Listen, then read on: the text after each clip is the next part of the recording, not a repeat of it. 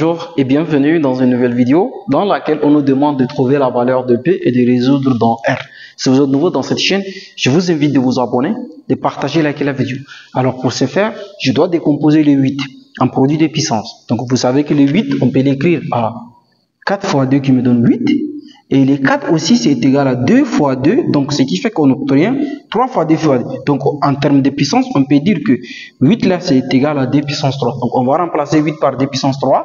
Donc on aura 2 puissance 3, le tout puissance P plus 2 puissance P qui est égal à 130. Alors on va appliquer cette expression. Donc quand on a, par exemple, il me faut absolument que le P rentre ici. Comme ça, j'aurai dp semblable à celui-là. Alors, pour faire rentrer les P, on me dit quand j'ai A à la puissance N, le tout à la puissance M, c'est égal aussi à A à la puissance N fois M. D'accord? Mais c'est égal aussi à A à la puissance M multiplié par N. C'est égal à aussi à A à la puissance M, le tout puissance N. Tu as vu? Donc, 3 fois. A puissance N, le tout puissance M, c'est égal à A puissance N fois M. Est égal à aussi A puissance M fois N. Est égal aussi à A puissance M, le tout puissance N. Donc, on va appliquer. Donc, ça, c'est notre N et ça, c'est notre M. Donc, on va dire que ceci est égal à D puissance 3 fois P, d'accord, plus 2 puissance P qui est égal à 130. Alors, donc là, je peux dire juste que c'est égal aussi à dp fois 3 plus 2 puissance P qui est égal à 130. Donc, je peux dire juste que c'est égal à quoi? 2 puissance P, le tout au cube, plus 2 puissance P qui est égal à 130. On est d'accord? Alors, là, je trouvais maintenant, on a dp. Maintenant, on va faire un changement de variable. On va dire, posons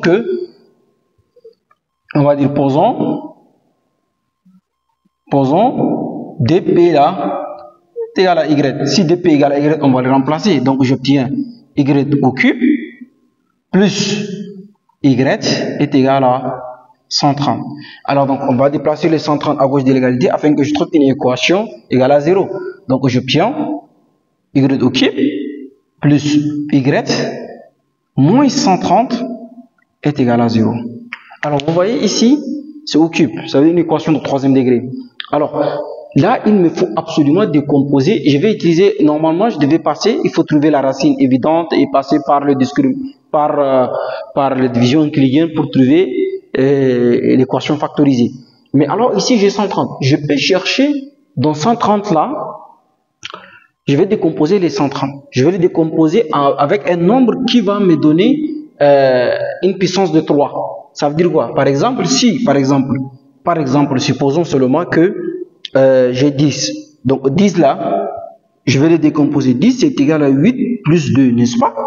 Donc alors le 8 là, on peut les transformer en produit de puissance. C'est égal à quoi? 2 puissance 3 plus 2. Donc moi aussi, il me faut absolument chercher un nombre qui va me donner un produit de puissance de 3. Alors, donc on va dire que y au cube plus y, d'accord, moins, maintenant moins comment? Donc alors je vais dire juste que ça fait moins 125, d'accord, moins 5 comme ça, égal à 0. Parce que moins 125, moins 25, moins 5, ça me donne moins 130. D'accord? Maintenant, les 125 là, et on peut les décomposer en produit de puissance de 3. Donc, alors j'obtiens ici y au cube moins 125, comme ça, plus y moins 5 qui est égal à 0. Alors, 125 c'est égal à 25 fois 5. 25 c'est égal à 5 fois 5. Donc, ce qui fait que j'obtiens 5 au cube. Donc, j'obtiens y au cube moins 5 au cube plus y moins 5 est égal à 0. Donc là, j'ai une identité remarquable. Une identité remarquable de la forme a au cube moins b au cube. Donc a au cube moins b au cube là, c'est égal à a moins b facteur de a carré plus ab plus b au carré. D'accord? Donc on va appliquer cette identité remarquable là ici. Donc qu'est-ce que j'obtiens? Donc j'obtiens y moins 5, premièrement, j'obtiens y moins 5, deuxièmement, je fais une parenthèse, j'obtiens y au carré, plus, d'accord, 5y, d'accord, plus 25, comme ça. Donc je vais les décaler un petit peu parce que la place est insuffisante. Donc j'obtiens ici y moins 5, facteur de y au carré, plus 5y, plus 25. Je ferme la parenthèse, on a plus, entre parenthèses, y moins 5 est égal à 0. Très bien. Donc, alors j'ai y moins 5. Donc, je peux le factoriser par y moins 5. Donc, je vais mettre y moins 5, facteur de y carré, plus 5y, plus 25, plus 1 qui est égal à 0. D'accord? Je vais réduire. Donc, j'aurai y moins 5. Facteur, maintenant ici j'obtiens y carré plus 5y plus, donc 25 plus 1 ça fait 26 est égal à 0. Donc j'ai un produit de deux facteurs qui est égal à 0.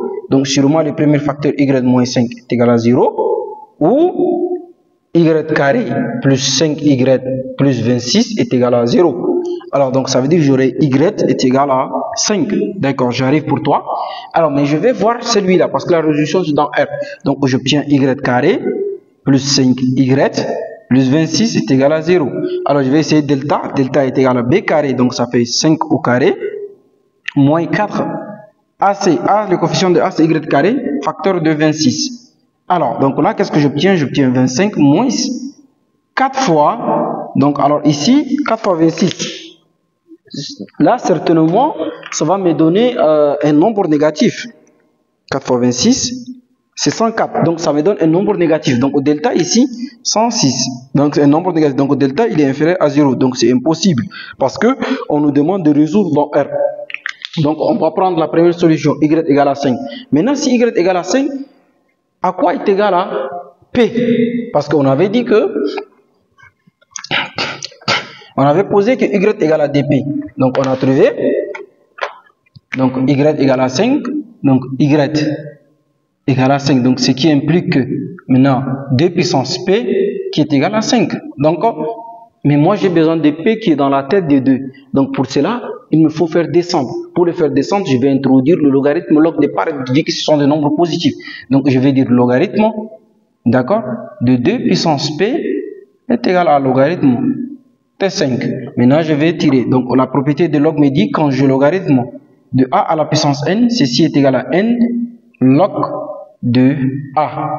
Donc n c'est celui-là. Donc j'aurai P fois logarithme de 2 qui est égal à log de 5. Donc on va diviser par log de 2, log de 2, de part et d'autre, n'est-ce pas? Donc je vais mettre ici log de 2 et ici aussi je vais mettre log de 2. Je divise par log de 2. Donc log de 2, log de 2 vont partir. Donc P est égal. Donc je vais trouver P est égal à logarithme de 5 sur logarithme de 2. Donc on peut aussi l'écrire sous cette forme-là. Parce que on a trouvé P c'est égal à... Donc on a trouvé P égal à quoi? Donc on a trouvé P égal à logarithme de 5.